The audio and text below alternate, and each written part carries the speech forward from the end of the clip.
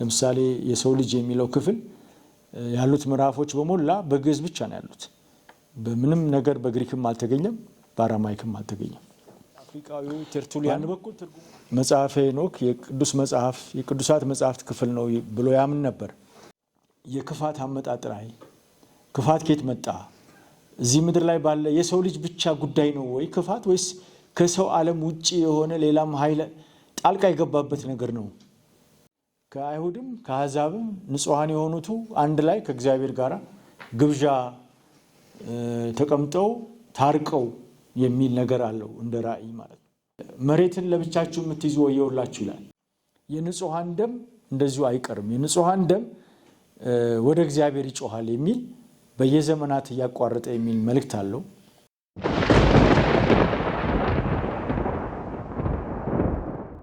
ባለፉት 400-500 ዓመት ማለት እንችላለን በምዕራቡ ዓለም በተለይ መጽሐፈ ሄኖክ ላይ ብዙ ትኩረት ተሰጥቷል። በተለይ ደግሞ የመጨረሻዎቹ 200 ዓመታት ላይ በጣም ከፍተኛ ፈጣን የሆነ 20ኛው ክፍለ ዘመን መጨረሻና በአሁኑ ሰዓት ደግሞ በጣም የበለጠ እየፈጠነ ነው ያለው ማለት ነው።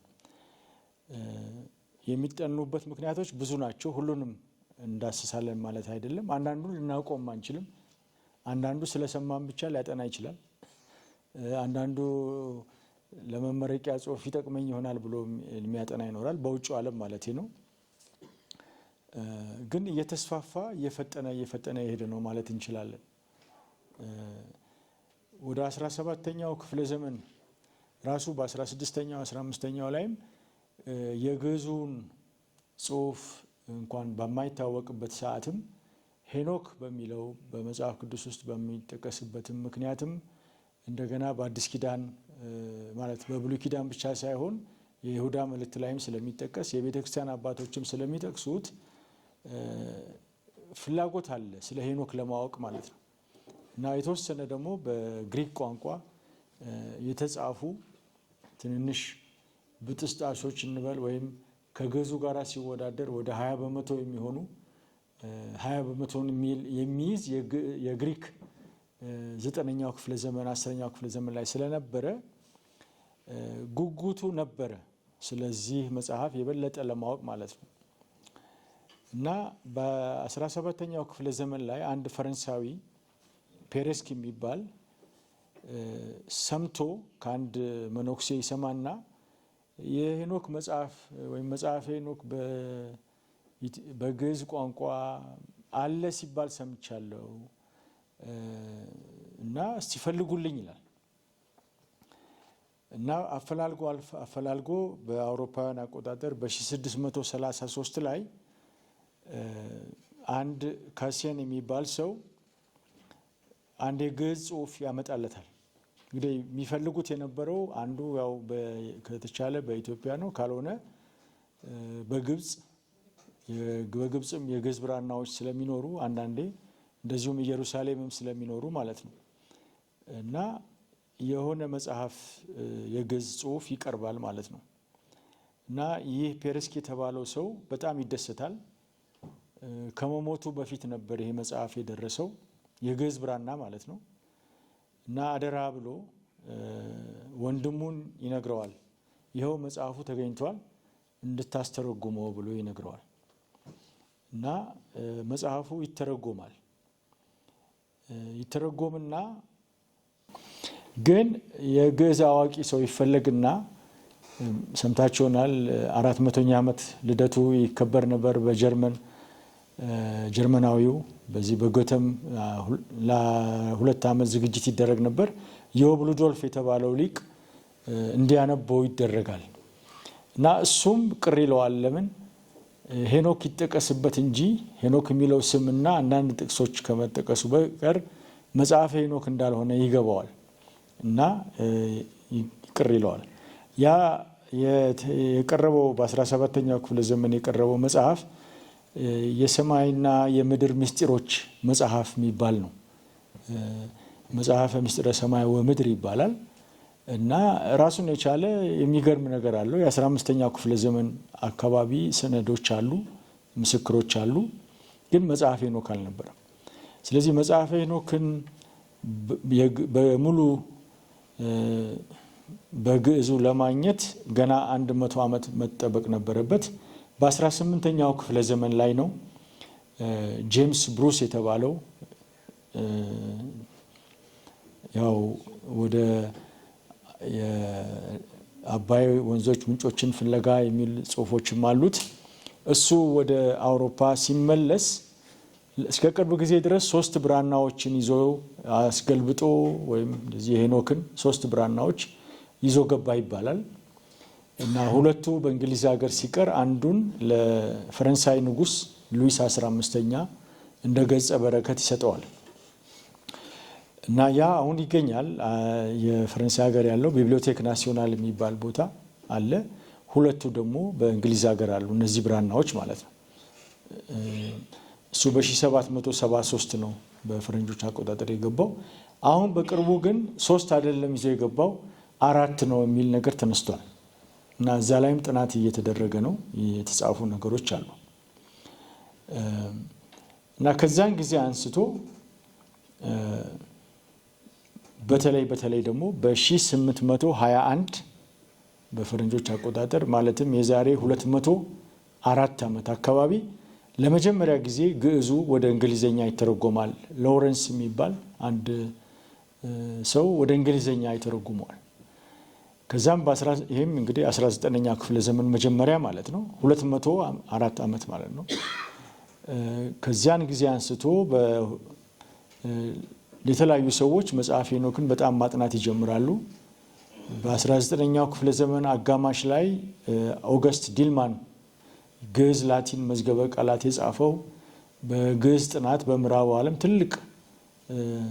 ትልቅ ቦታ የሚሰጠው ከዮብ ሉዶልፍ ነው በኋላ 150 ዓመት በኋላ ማለት እንችላለን። ብዙ ስራዎችን ሰርተዋል፣ ብዙ አጥንተዋል። የግዕዝ ሰዋሰውም ወደ 500 ገጽ የሚሆን በጀርመንኛ ጽፏል እና ይህ ሰው መጽሐፈ ሄኖክ ግዕዙን 5 ብራና አይቶ ያሳትመዋል። በጀርመንኛም ወደ ጀርመንኛም ይተረጉመዋል። መተርጎም ብቻ ሳይሆን ማብራሪያም ይጽፋል። በጀርመንኛ የመጽሐፈ ሄኖክ ማብራሪያ ይጽፋል። ከዛ ጊዜ አንስቶ እንዳልኳችሁ እየፈጠነ ይሄዳል እና ይሄ ጥናት በአሜሪካ በአውሮፓና በእስራኤል በሚገኙ ሊቃውንት ዘንድ በጣም ትኩረትን ይስባል እና አያሌ ሊቃውንትም በሄኖክ ስም በየ2 ዓመቱ ይሰበሰባሉ። ሄኖክ ሴሚናር የሚባል አለ። ከጀመረ 24 ዓመት ይሆነዋል። በየ2 ዓመቱ ስብሰባ ይደረጋል። የሚያዘጋጀው የሚሽጋን ዩኒቨርሲቲ ነው፣ በሰሜን አሜሪካ ማለት ነው። ጽሁፉ በምልአት ተጠብቆ የተላለፈው በግዕዝ ቋንቋ በመሆኑ በዛ ምክንያት እንዳውም በምዕራቡ ዓለም ላይ ግዕዝ ከሚጠናበት ዋነኛ ምክንያት አንዱ መጽሐፈ ሄኖክን ለማጥናት ነው።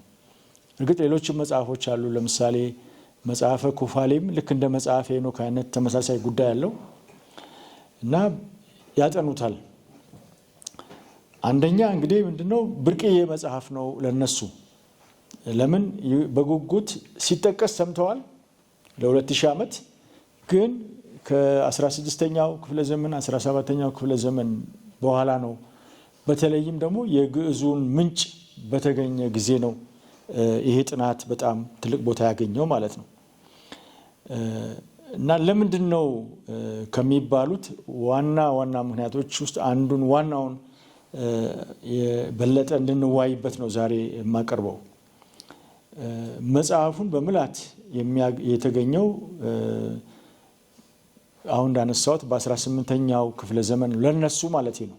ለነሱ ነው እንጂ በኢትዮጵያ ለ2000 ዓመት የነበረ የተነበበ የተተረጎመ የተጠና መጽሐፍ መሆኑን እንዳንረሳ የውጭው ዓለም ነው ያልኩትና ይሄንን እንድናስታውሰው አደራላለሁ።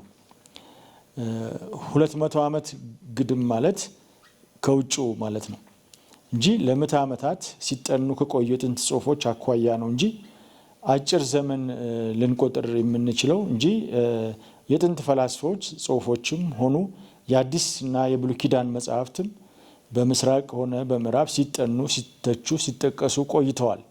መጽሐፈ ሄኖክን ግን ግዕዙን ስላላገኙት ይሄንን ተመሳሳይ ጥናት ሊያደርጉ አልቻሉም ማለት ነው። የመጽሐፈ ሄኖክ ዕጣ ግን ለየት ያለ ነው።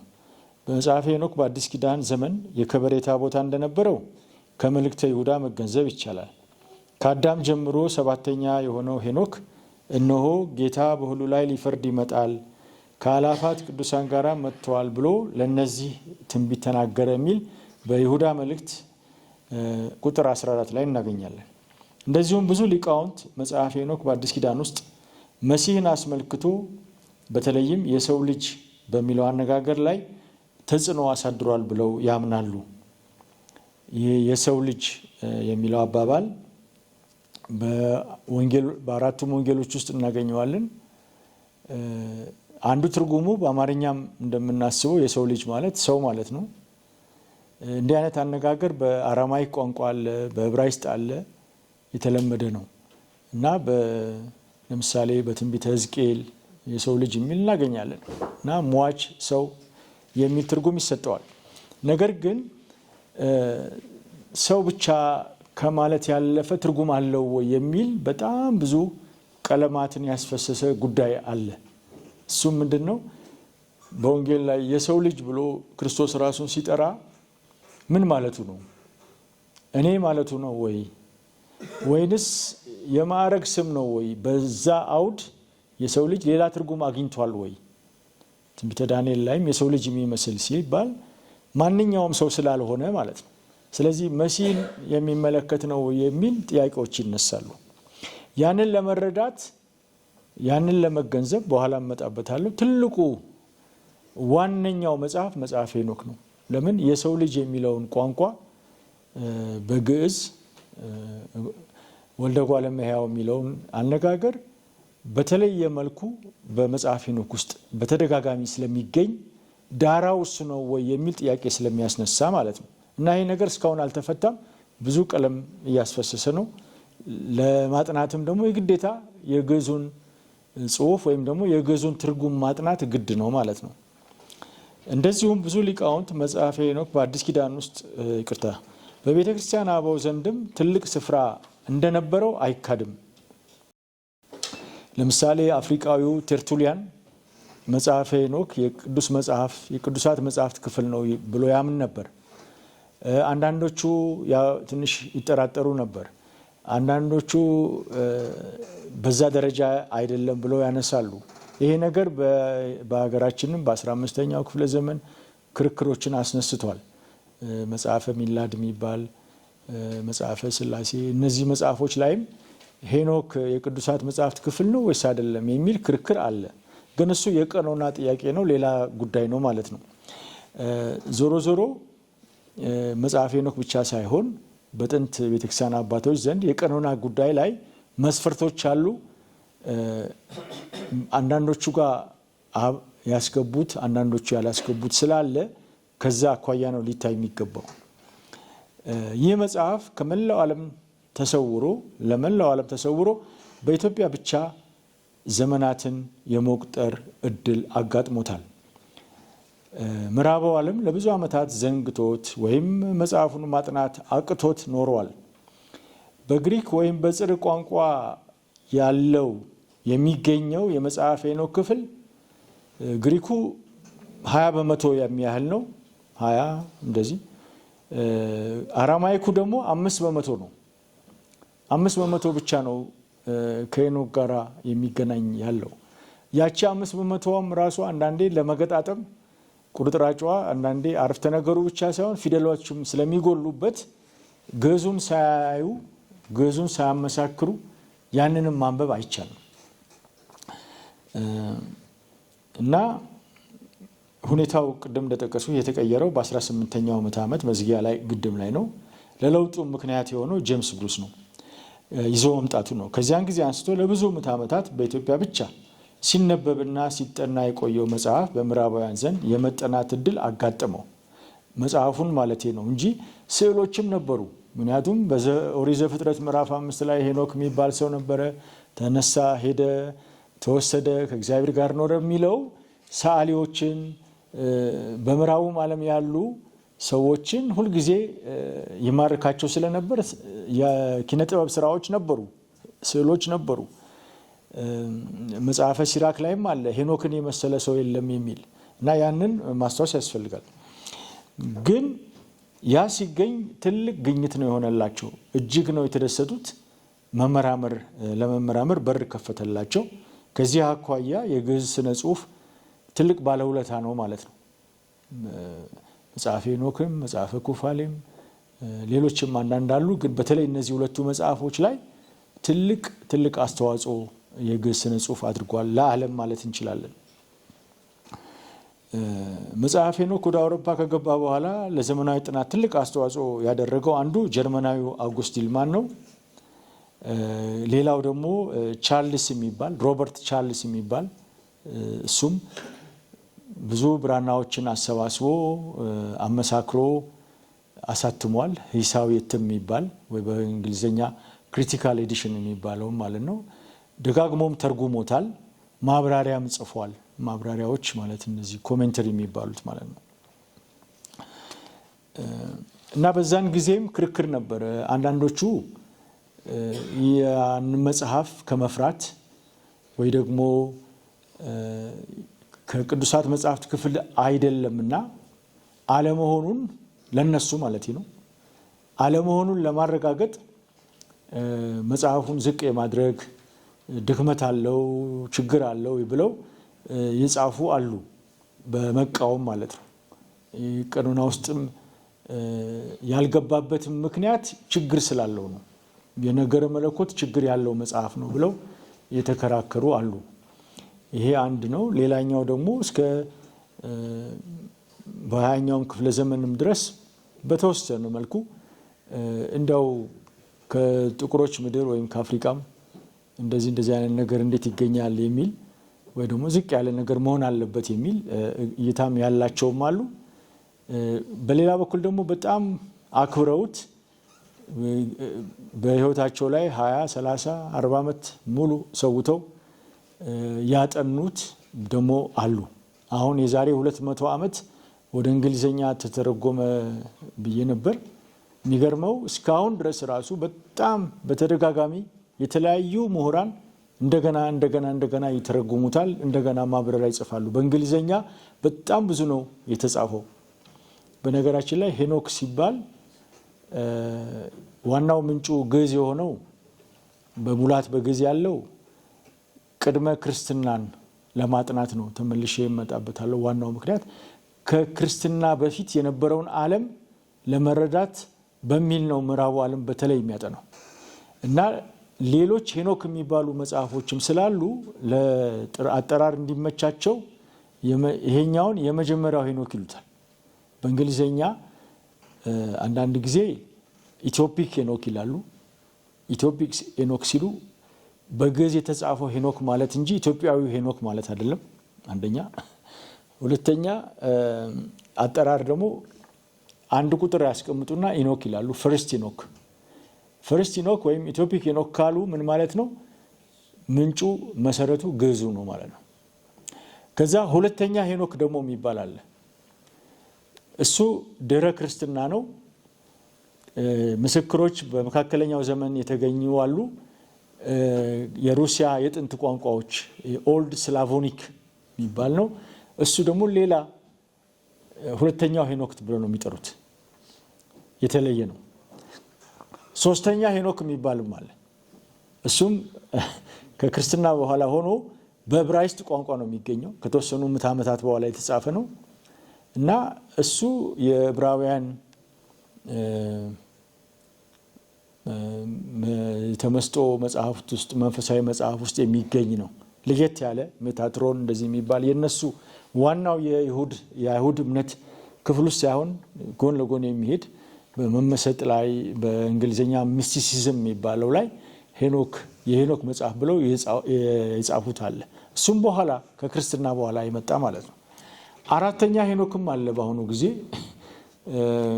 ጎልጎላችሁ ማውጣት ከፈለጋችሁ በጉግል ውስጥ ኦንላይን ዌብሳይት ብለው ድረገጽ ሄኖክ የሚባል በዓለም ላይ በተለያዩ ቋንቋዎች የመጽሐፍ ሄኖክን አስመልክቶ የተሰሩ ስራዎችን ድርሰቶችን በየዘርፉ ከስነ ጽሑፍ አኳያ ከታሪክ አኳያ ልቦለድምና ፊልሞችንም ጭምር የሚያካትት አራተኛ ብለው ስም ሰጥተውት እሱንም ማግኘት ይቻላል። ልመለስና ይሄ በቅንፍ ውስጥ ነው። እኛ ወደ አንደኛው ሄኖክ ነው አሁን ትኩረታችን ማለት ነው። እግረ መንገዴን ያነሳሁት በይበልጥ የመጽሐፍ ሄኖክ የግዕዙ ጽሑፍ ትልቅ ቦታ ሌላ ደግሞ እንዲያገኝና ጥናቱ እንዲፋጠን ያደረገው ጉዳይ ምንድን ነው? ኩምራን በተባለው ስፍራ የዛሬ 70 ዓመት እንደዚህ አካባቢ ማለት ይቻላል ከ2000 ዓመት በላይ ዕድሜ ያላቸው ብራናዎች መገኘታቸው ነው። ከ2000 ዓመት ዕድሜ በላይ ያላቸው ብራናዎች በዋሻዎች ውስጥ ደረቅ ቦታ ላይ በጣም ደረቅ ቦታ ነው። ከይሁዳ በረሃ ወደ ሙት ባህር አካባቢ ባለው አካባቢ ቦታው ኩምራን ይባላል።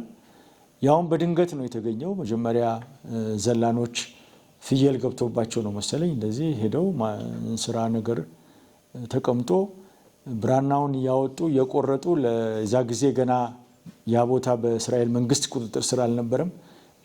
የዮርዳኖስ መንግስት ስር ስለነበረ እየሰጡ ድንገት ነው እጅግ በጣም ጥንታዊ ጽሑፎች የያዘ ቦታ እንደሆነ ታወቀ።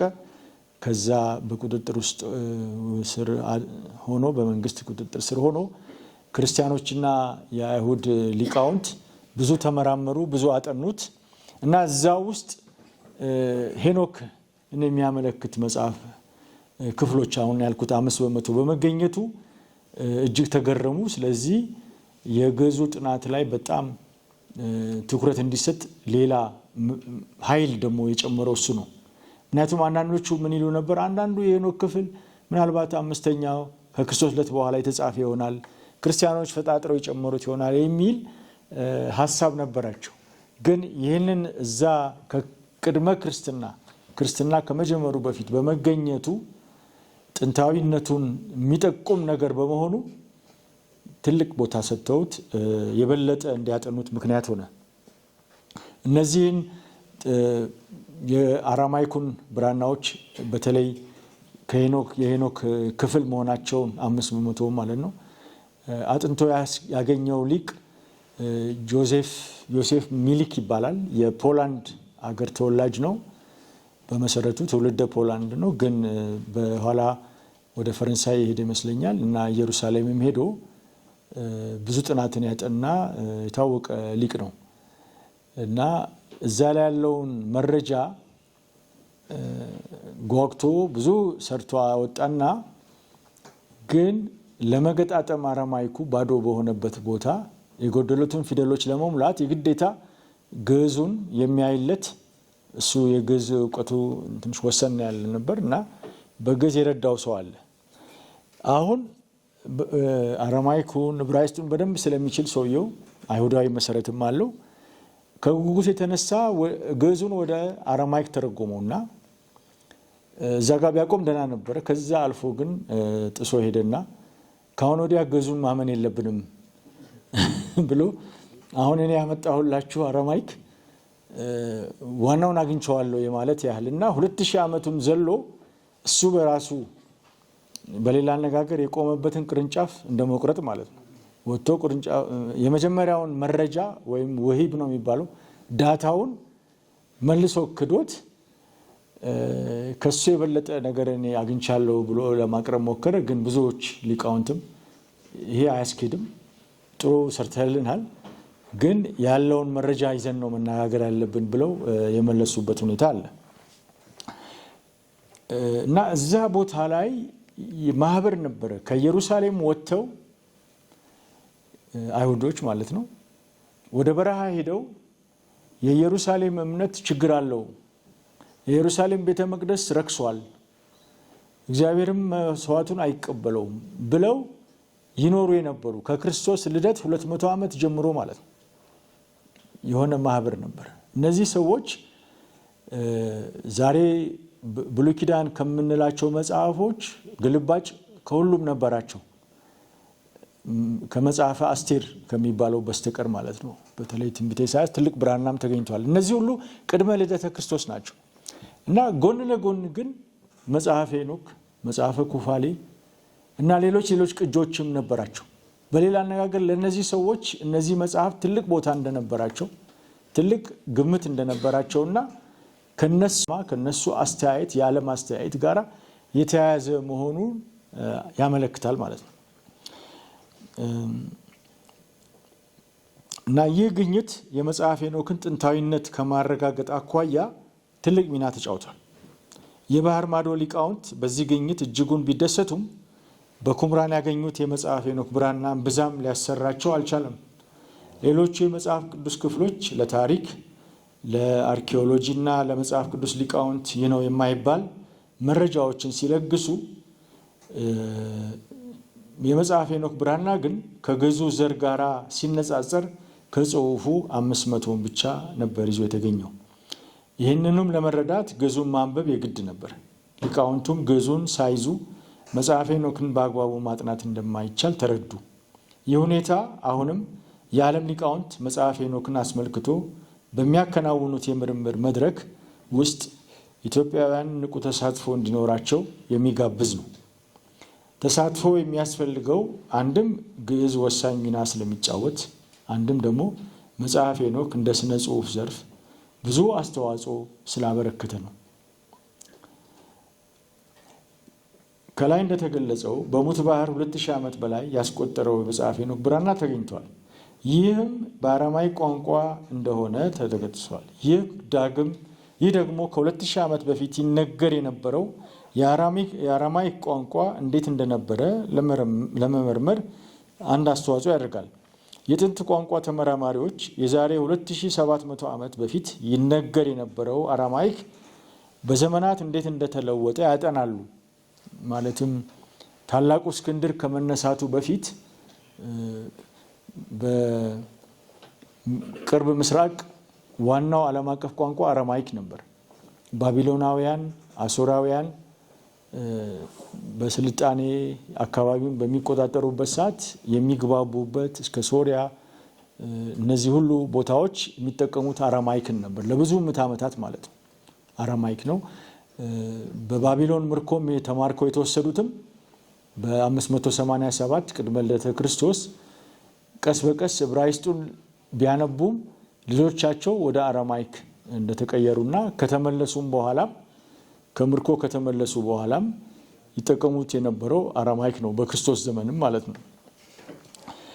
የጥንት ቋንቋ ተመራማሪዎች የዛሬ 2000 ዓመት እርግጥ ነው የኩምራን ዘመንን አራማይክ ለማጥናት በመጽሐፈ ሄኖክ ብቻ መመርኮዝ አይበቃም።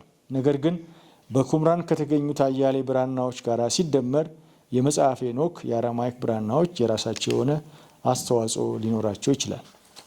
የግዕዙ መጽሐፈ ሄኖክ ለአራማይክ ጥናት ብቻ ሳይሆን ለግሪክም ሆነ ለግዕዝ ጥናት አስተዋጽኦ ይኖረዋል።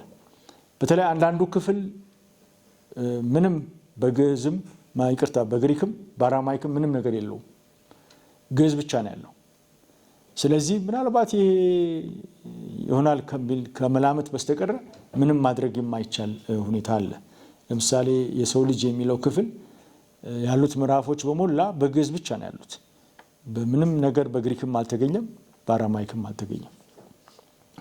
በአንድ በኩል ትርጉሞችን በማነጻጸር ብዙ መማር ይቻላል። ማለትም በግዕዝ እንዲህ የሚለው ቃል ወይም አረፍተ ነገር በግሪክ ወይም በአራማይክ እንዴት ሊሆን ይችላል ብሎ ማሰብ ይቻላል።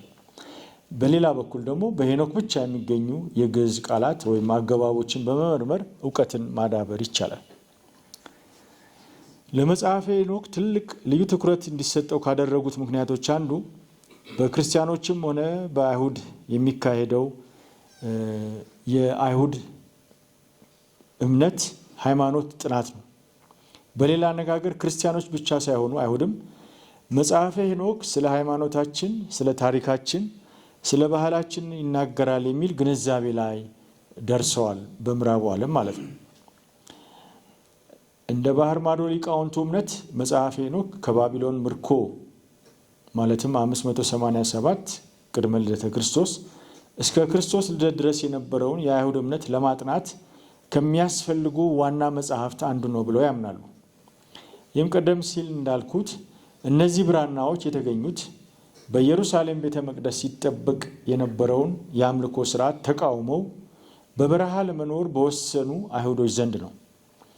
ለነዚህ ሰዎች መጽሐፈ ሄኖክና መጽሐፈ ኩፋሌ ትልቅ ቦታ ነበራቸው። መጽሐፈ ኩፋሌን በፈረንጅኛ ጁቢሊስ ነው የሚሉት ወይም ደግሞ ሊትል ጄኔሲስ ይሉታል።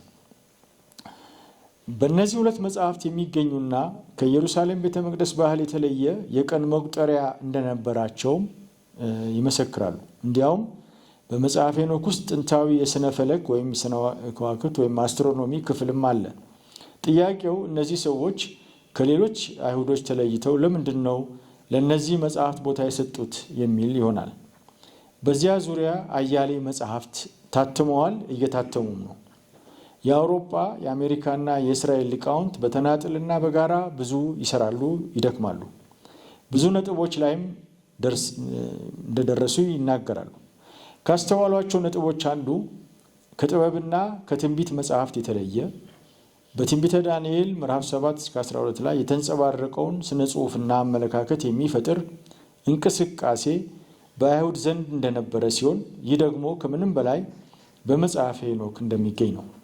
ይህንን እንቅስቃሴ ራእያዊ፣ እነሱ በእንግሊዝኛ አፖካሊፕቲክ ይሉታል፣ ምናልባት አቡ ቀለምሲሳዊ ማለት እንችል ይሆናል ብለው ይጠሩታል። ስነ ጽሑፉን ደግሞ እንደዚሁ አፖካሊፕቲክ ብለው ይጠሩታል። ራእያዊ ማለት እንችላለን፣ ወይም አቡ ቀለምሲሳዊ። አቡ ቀለምሲስ የዮሐንስ ራእይ ነው። እንዲያውም መጽሐፈ ሄኖክ የዚህ አይነት አይሁዳዊና ክርስቲያናዊ ስነ ጽሑፍ እናት ወይም ምንጭ ነው የሚል እምነት አላቸው። ማለት እንዲህ አይነት አጻጻፍ፣ ራእያዊ አጻጻፍ በኋላ በክርስትናም የተስፋፋ ነው። በአዲስ ኪዳን ውስጥም አለ። እንደ ስነ ጽሑፍ፣ እንደ ዘውግ፣ የስነ ጽሑፍ ዘውግ መጽሐፈ ሄኖክ የዚህ አጻጻፍ እናት ጽሑፍ ነው ብለው ያምናሉ። ምንጭ ነው ብለው ያምናሉ። አጻጻፉ ምንድን ነው? ራእያዊው አጻጻፍ አንደኛ ትረካ ነው። ራእይም ቢሆን ትረካ ነው። አንዳንድ ራእዮች በትረካ መልክ ሳይሆን እንደዚሁ ትንቢቱ ብቻ ነው የሚቀርበው። ይሄኛው አጻጻፍ፣ ይሄ ዘውግ ግን የቅደም ተከተል፣ የድርጊቶች ቅደም ተከተል አለው። የዮሐንስ ራእይ እንደዛ ነው ለምሳሌ። ወይም ደግሞ ትንቢተ ዳንኤል ምዕራፍ 7ን ብናይ የድርጊቶች ቅደም ተከተል አለው። ልብ የሚሰቅል ነገር አለው። ባለታሪኮች አሉ፣ መቼት አለው። ስለዚህ እንደ ስነ ጽሑፍ ልናጠናው እንችላለን እንደማለት ነው። ተምሳሌቶች አሉት፣ ምሳሌያዊ ንግግሮች አሉት፣ መነሻ አለው፣ መድረሻ አለው። ግን ለየት የሚያደርገው ነገርም ደግሞ አለ በመጽሐፈ ሄኖክ እና ከዛ በኋላ በመጡት ብቻ የምናገኘው። የብሉይ ኪዳን መጽሐፍትን ስናይ አብዛኛው መልእክታቸው እዚህ ምድር ላይ ነው የሚቀርበው። ይሄኛው አጻጻፍ ግን ከሞት በኋላ ስላለ ሕይወት፣ ስለ ፍርድ፣ ስለ ፍትህ ኃይለኛ መልእክት አለው። ለየት ያለ አቋም አለው፣ አዲስ ነገር አለው እና ይህ አይነት ስነ ጽሑፍ ከየት መጣ? የዓለም ታሪክ ወዴት ያመራል? የታሪክ ፍጻሜና ግብ ምንድን ነው? ለሚሉትና ለመሳሰሉ ጥያቄዎች ለየት ያለ ነገረ መለኮታዊ መልሶችን ያቀርባል። ስነ ጽሑፍንም ከትንቢት አቀራረብ ይለየዋል። ህልምና ራእይ በትንቢት ሊገኝ ይችላል። ይሄ ራእያዊ እንደ መጽሐፈ ሄኖክ አይነት መጽሐፍ ግን ከመነሻ እስከ መድረሻ ድረስ ራእይ ነው። ከዚህም በተጨማሪ ትንቢት፣ ንግግር ወይም መልእክት ሊሆን ሲችል፣ ይሄኛው ግን ምን ጊዜም ትረካ ነው። በትረካውም እግዚአብሔርና ባለ ራእዩ ዋናውን ስፍራ ይይዛሉ። በአንደኛ መደብ ነው የሚተረከው። ይሄን አየሁ እያለ ነው የሚተርከው። እንደዚሁም ደግሞ የሚያስረዳው ብዙ ጊዜ ከዚህ ምድር ውጭ የሆነ አንድ አካል አለ። ብዙ ጊዜ መልአክ ይኖራል እና ማብራሪያ ይሰጠዋል ለዛ ራእዩን ለሚያየው ሰው ማለት ነው። እና ትልም አለው እንዳልኩት። ይሄንን ሁሉ ማጥናት ይቻላል። ዋናው እንግዲህ የሚጠናበት በምዕራቡ ዓለም ምክንያቱ ምንድን ነው ካልን፣ ዋናው ምክንያት ከክርስትና ቅድመ ክርስትና ላይ ክርስትና ከመጀመሩ በፊት የነበረው ክርስትና ከመምጣቱ በፊት የነበረውን ዓለም ለመረዳት እጅግ ከሚያስፈልጉ ዋና ከሚባሉ ዋነኛው ካልነውና ብቸኛ ብሎ ካልተጠራ ከዋናዎቹ መጽሐፍ አንዱ ስለሆነ ነው እነሱ የሚያጠኑት። አሁን ማዕቀፉን እንድንለይ ማለት ነው። በኢትዮጵያ ለዘመናት ይጠና የነበረበት ማዕቀፍ ክርስቲያናዊ ነው። እንዳውም ብዙ መጽሐፎች ላይ ሄኖክ እንደ ነብይ ነው የሚቀርበው። መጽሐፈ ሄኖክ ነብይ የነብይ ሄኖክ ነብይ የሚል አተረጓጎም አለ። ስለዚህ የኢትዮጵያው አውድ ወይም ደግሞ ማዕቀፉ ሄኖክ ልክ ትንቢተ ኢሳይያስ፣ ትንቢተ ኤርምያስ በክርስቲያናዊ ማዕቀፍ እንደሚነበበው ነው እና በአብዛኛው የኢትዮጵያ አተረጓጎምና አነባበብ ነገረ መለኮታዊ ነው። ምዕራቡ ዓለም ላይ ነገረ መለኮታዊው ነገር ላይ አይደለም እያተኮሩ ያለው። የተወሰኑ እሱንም ማየት አለብን ብለው እንዴት ነው በሌሎች ከመጽሐፈ ሄኖክ በኋላ በመጡ የግዕዝ ጽሑፎች ውስጥ መጽሐፈ ሄኖክ እንዴት ተጠቅሷል፣ እንዴት ተነበዋል፣ እንዴት ተተርጉመዋል፣ እንዴት ተጠንተዋል በሚል የሚያጠኑ ሰዎች አሉ ከምዕራቡም ዓለም ማለት ነው። ይህቺ ግን ትንሽ ነች። እነሱ ዋናው የሚያጠኑበት ምክንያት ከታሪክ አኳያ የዛሬ 2400 500 ዓመት እስከ ዛሬ 2000 ዓመት ባለው ጊዜ ውስጥ የነበሩ ሰዎች ክርስትና ከመጀመሩ በፊት የነበሩ ሰዎች በዛ አካባቢ የነበሩ ሰዎች በይሁዳ የነበሩ ሰዎች እምነታቸው ምን ነበር? አመለካከታቸው ምን ነበር? ስለ ክፋት ምን ያስቡ ነበር? የክፋት ምንጭ ምንድነው ብለው ይረዱ ነበር? ስለ ፍትህ ምን ያስቡ ነበር? ስለ ዘላለም ህይወት ምን ያስቡ ነበር? ከሞት በኋላ ስላለ ህይወት ምን ያስቡ ነበር? ስለ ከዋክብት ምን ያስቡ ነበር የሚለውን ለመረዳት ማይተካ ቦታ አለው ሄኖክ መጽሐፈ ሄኖክ ብለው ነው የሚያጠኑት። እንደ መዋቅሩ ካየን ቢያንስ በአምስት ልንከፍለው እንችላለን። ከዚያም በላይ መክፈል ይቻላል። ግን አሁን አከፋፈሉን በግዕዙ እና በውጭው ባለው የውጭው አከፋፈልና የግዕዙ ይቀራረባል። ግን በ20ኛው ክፍለ ዘመን በተለይ በአማርኛ የምታገኙት ክፍል ላይ ቃላቱ ያው ሆኖ 42 ምዕራፎች ነው ያሉት። ባለ 42 ምዕራፍ አለ፣ ባለ 108 አለ። ያከፋፈል ጉዳይ እንጂ ያው ነው። የ42ቱ ከ108ቱ አያጥርም፣ የ108ቱ ከ42ቱ አይረዝምም። ግን በአንድ ቦታ ላይ 6 ምዕራፍ የሆነውን በአንዱ 1 ምዕራፍ ስለተባለ ማለት ነው። እና በዚህ አቆጣጠር ብንሄድ ከምዕራፍ 1 እስከ ምዕራፍ 36 ድረስ ያለው የራእይት የጠባቂዎች የትጉሃን መጽሐፍ ተብሎ ይጠራል። በውጭው the book of watchers ይሉታል። እና እዚያ ላይ የክፋት አመጣጥ ላይ ክፋት ከየት መጣ? እዚህ ምድር ላይ ባለ የሰው ልጅ ብቻ ጉዳይ ነው ወይ ክፋት፣ ወይስ ከሰው ዓለም ውጪ የሆነ ሌላም ኃይል ጣልቃ የገባበት ነገር ነው የሚል ከባድ ጥያቄ ያስተናግዳል። እና እዛ ላይ ብዙ ማብራሪያዎች ጥንትም ነበሩ በኢትዮጵያም በውጭም። ዛሬም ብዙ ምሁራን ይሞክራሉ ለማስረዳት። አንዳንዶቹ ከታላቁ እስክንድር ሞት በኋላ ግሪካውያን በግብጽና የነሱ ተከታዮች በግብጽ ፕቶሌሜ የሚባለው በሶሪያ የሴሎሲድ የሚባሉት ስልጣን በያዙ ወቅት የግሪክን ባህል ለመጫን በአይሁዶች ላይ ባደረጉት ትግል ለመቋቋም ይሄንን ትግል ለመቋቋም የተጻፈ ነው ብለው የዛሬ ሊቃውንት ለማስረዳት ይሞክራሉ። አንዳንድ የክፋትን ታሪክ ለማስረዳት የቀረበው ነገር ይሄን ለመመለስ ነው ለመሞገት ነው ብለው የሚያስረዱ አሉ። የስነ ፈለካት እዚህ ስነ ፈለካት ጥናት ጉዳይ የአስትሮኖሚው ማለት ነው። እሱን ደግሞ ከባቢሎናውያን የአስትሮኖሚ ጥናት ጋር የሚያወዳድሩም አሉ ወደ ኋላ ሄደው ማለት ነው። እና ዞሮ ዞሮ ያንን ክርስትና ከመጀመሩ በፊት ያለውን ዓለም ለመረዳት በጣም የሚያጠኑት አንዱ ምን ነበረ፣ ሰዎቹ ምን ያምኑ ነበር፣ ስለ ጊዜ ምን ግንዛቤ ነበራቸው። ጊዜ ምክንያቱም ትረካ ነው። ያለፈውን እንደ ትንቢት አድርጎ የመተረክ አቅም አለው ይሄ ዘውግ። ገና የሚመጣውን ብቻ አይደለም የሚተርከው የሚያነሳበት የሚያነብበት መነጽር ያ ሄኖክ የተባለው ራእዩን የተቀበለው ግለሰብ ባልደረባው እንበል ከአዳም ሰባተኛ ነው። ስለ ጥፋት ውሃም አይቷል።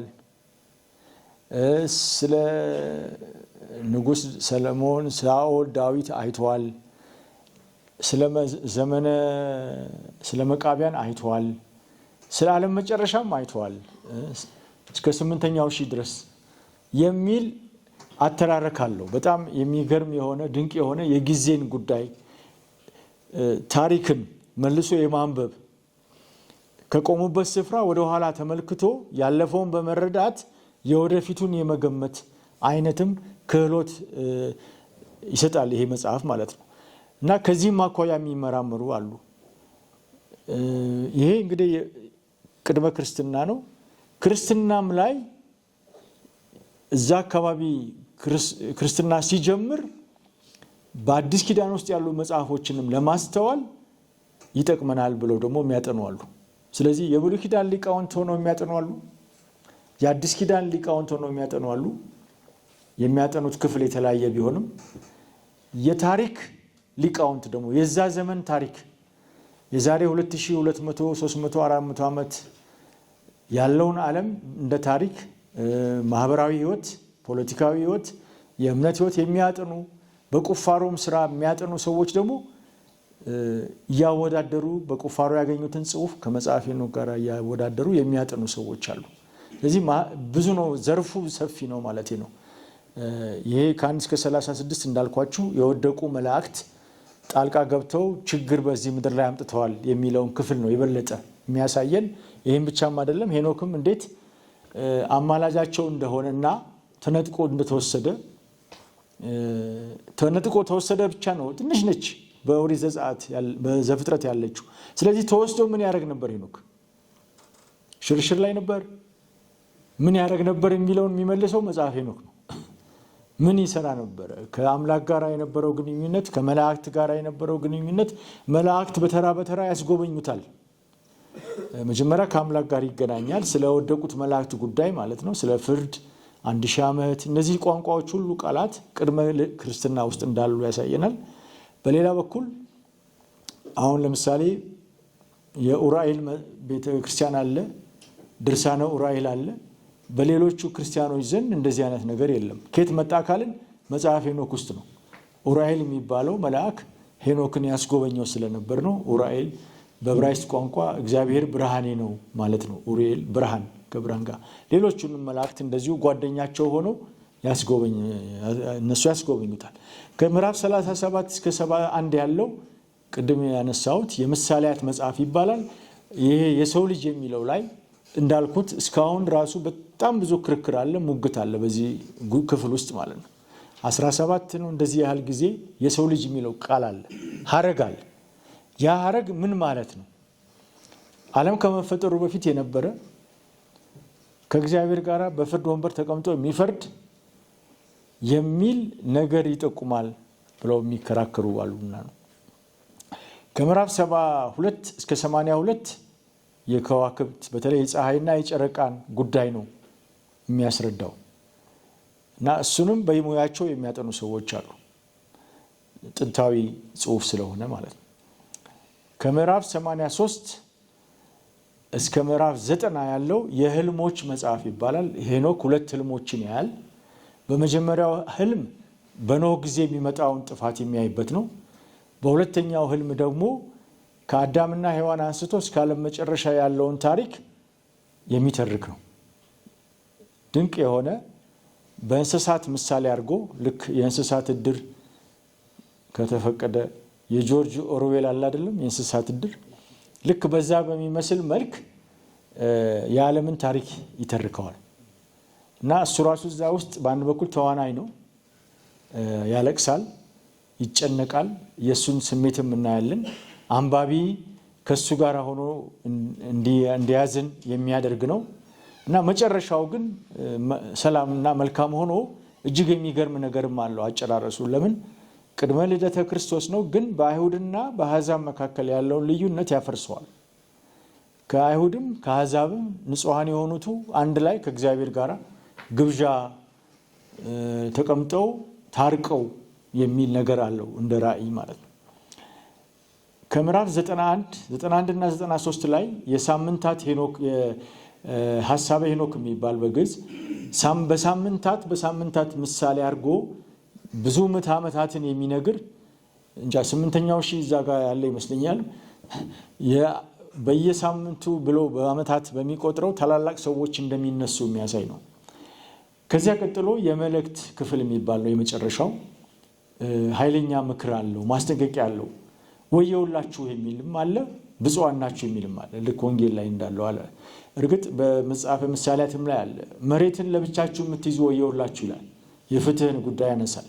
በተለይ በዚህ በመጨረሻው መልእክቱ ላይ ብቻችሁን ውሃ የምትጠጡ ወየውላችሁ፣ የማታካፍሉ ወየውላችሁ እያለ ኃይለኛ መልእክት ያስተላልፋል። ለነገሩ በመጀመሪያውም ክፍል 1-36 ላይ አንድ ትልቁ ነጥብ የንጹሃን እንባና የንጹሃን ደም የሚል ነገር አለው። ንጹሃን እንደዚሁ አይቀሩም። አቤል ንጹህ ሆኖ ደሙ ፈሰሰ፣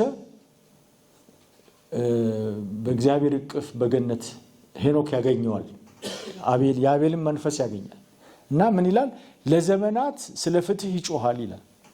የንጹሃን ደም እንደዚሁ አይቀርም። የንጹሃን ደም ወደ እግዚአብሔር ይጮሃል የሚል በየዘመናት እያቋረጠ የሚል መልእክት አለው። ወደ መጨረሻው አካባቢ ላይ የኖህ ልደት አለ እና ኖህ ሲወለድ ፊቱ እንደ ፀሐይ ያበራል። አባቱ ላሜክ ይደነግጥና ወደ ማቱሳላ ሄዶ እረ ልጄ ልዩ ሆነ፣ ፊቱ እንደ ፀሐይ ያበራል፣ በእውነት የኔ ልጅ ነው ወይስ አንድ መልአክ ወደ ሚስቴ ሄዶ የተፈጠረ ነው ብሎ ጥያቄ ያነሳል። ማቱሳላ እና ላሜክ አብረው ወደ ሄኖክ ይጸልዩና ሄኖክ ከገነት መጥቶ ረጋበል ያንተ ልጅ ነው፣ ትልቅ ሚና ስላለው የጥፋት ውሃ ሲመጣ ለዛ ነው ብሎ ያረጋጋዋል። ግን ይሄ ፊቱ ማብራቱ ብቻ ሳይሆን በሕፃንነቱ ገና እንደተወለደ አፉን ከፍቶ እግዚአብሔርን ያመሰግናል እና ይህ እንደ ሐሳብ ይህንን ፍሬ ነገር ብንወስደው በኋላ ይሄ ነገር ይመጣል። ይሄ ሕፃን ልጅ አፉን ከፍቶ የመናገሩ ጉዳይ ማለት ነው። በአረብኛ በግሪክና በአረብኛ በተጻፈ ወንጌል ከአራት ወንጌል ውጪ ማለት ነው የተወሰኑ አይሁድ ወደ ቅድስት ማርያም መጥተው ሕጋዊ ልጅ አይደለም የወለደችው በሚል ሊከሷት ሲመጡ ሕፃኑን ታሳያቸውና ሕፃኑ አፉን ከፍቶ በእውነት የእግዚአብሔር ልጅ ነኝ ይላል። ይህን የሚመስል ነገር እንደዚሁ በገድለ ተክለ ሃይማኖት፣ ገድለ አቡነ ገብረ መንፈስ ቅዱስ ላይ እናገኛለን። ይህን ሀሳብ ማለት ነው ሕፃኑ አፉን ከፍቶ የሚናገረው እና ተጽዕኖም በኋላ ላይ ባለውም ማጥናት ይቻላል ማለት ነው። እና አዲስ ኪዳን ውስጥም እንግዲህ ተጽዕኖ ከሚያሳድረው ይሄ ለመፍረድ ይመጣል የሚለው የሰው ልጅ መሲህ በማቴዎስ ወንጌል አለ ብለው የማቴዎስ ወንጌልን የሚያጠኑ ሄኖክን የሚያጠኑ አሉ። የዮሐንስ ራእይ ግልጽ ነው። በውጭ ሀገር የተጻፉ የዮሐንስ ራእይ ማብራሪያዎችን ካየን እንደ ልባችን ሄኖክን እናገኛለን። ትንቢተ ዳንኤልም እንደዛው። ግን በብዙ ጽሁፎች በአዲስ ኪዳን ጽሁፎች ውስጥም ለምሳሌ አንደኛ ጴጥሮስ ላይ አይደለም ወደ ወርዶ ሰበከላቸው ለታሰሩት ይላል። ማናቸው እነዚህ የታሰሩት የሚለው ጥያቄ ሲነሳ ይህንን ሀሳብ ይበልጥ የምናገኘው በመጽሐፈ ሄኖክ ነው እና ብዙ ገና ትኩስ ነው ጥናቱ፣ ሰፊ ነው። በጉግል ሄደን ራሱ ብናይ ለማየት እስከሚያታክት ድረስ ነው ጥናት እየተደረገ ያለው እና ምናልባት እኛስ መሳተፍ የለብንም ወይ የሚለው ጥያቄም ሊታሰብበት የሚገባ ይመስለኛል። ለምን በቀናነት በጣም ደክሞ ብዙ የሰሩ አሉ። ያውም አንዳንዶቹ ግዙን የተሻለ እውቀት፣ አንዳንዶቹ እየከበዳቸውም ማለት ነው 1000 ገጽ 2000 ገጽ 1000 ገጽ በላይ ማብራሪያ ይጻፉ አሉ። አውዱን ከዛ አውዱ ጋር አይተው በዛ ዘመን የነበረውን እምነት፣ አምልኮ፣ ጸሎት፣ አስተሳሰብ፣ አመለካከት ወዘተርፈ ብለው የሚያጠኑ አሉ እና እዛ ውይይት ውስጥ ለመግባት ይቻላል። ከማንም በላይ እንደውም የግዕዝ ፍቅር ያላቸው መግባት ይችላሉ ማለት ነው። የሚጠቅመውን መውሰድ ይቻላል። ይሞክራሉ፣ ይከራከራሉ፣ ይሟገታሉ። አይ የገሌ ነው የሚሻለው፣ አይ ገሌ ተሳስቷል ለማለትም እነሱ በሚጫወቱበት ሜዳ መግባት ግን ያስፈልጋል። እነሱ ሲጫወቱ በግዕዙ ብቻ አይደለም የሚጠቀሙት፣ ዕብራይስጥም ያጠናሉ፣ ግሪክም ያጠናሉ፣ አራማይክ ያጠናሉ እና እዛ ውይይት ውስጥ ለመግባት እዚህ ጋር ስህተት አለ፣ እዚህ ጋር ልክ ነው ለማለት እንደዚህ አይነት ስራዎችን መስራት እና የእነሱንም ስራ ማንበብ ያስፈልጋል ብዬ አምናለሁ። እና ኢትዮጵያውያን በመጽሐፈ ሄኖክ ዙሪያ በዓለም አቀፍ ደረጃ በሚካሄዱ ጥናቶች ብዙ ብሎም ወሳኝ አስተዋጽኦ ማበርከት ይችላሉ። ይህ ተግባራዊ እንዲሆን ከተፈለገ የዓለም ሊቃውንት የሚጠቀሙባቸውን የታሪክ፣ የሥነ ጽሑፍ ሂስና የአርኪኦሎጂ ዘመናዊ የጥናት ዘዴዎችን መለማመድ እንደዚሁም እንደ አራማይክ፣ እንደ ግሪክ እና እንደ ዕብራይስጥ የመሳሰሉትን የጥንት ቋንቋዎች ማጥናት ያስፈልጋል። ዕብራይስጥንና አራማይክን በተመለከተ ከእስራኤላውያን በስተቀር ከባህር ማዶ ሊቃውንት ይልቅ ወይም ደግሞ አረብኛ ከሚናገሩ በስተቀር ብዬ ልጨምርበት ለኢትዮጵያውያን እንደሚቀል ግልጽ ነው። እንደሚቀል የባህር ማዶ ሊቃውንትን ስራ ማወቅ፣ መገምገም፣ መወያየት፣ የሀያሲ ስራን ማከናወን በውጭ ከሚሰራው ስራ ጠቃሚውን ለመውሰድም ሆነ ስህተትን ለማረም በቅድሚያ ምን አሉ፣ ምን ጻፉ ማለት የግድ ነው። እንደዚሁም የባህር ማዶ ሊቃውንት ያልደረሱበትንና ወይም ለመረዳት የሚያስቸግራቸውን ፍሬ ነገር በጥንታዊ ጽሑፍ ማቅረብ ጠቃሚነቱ አያጠራጥርም።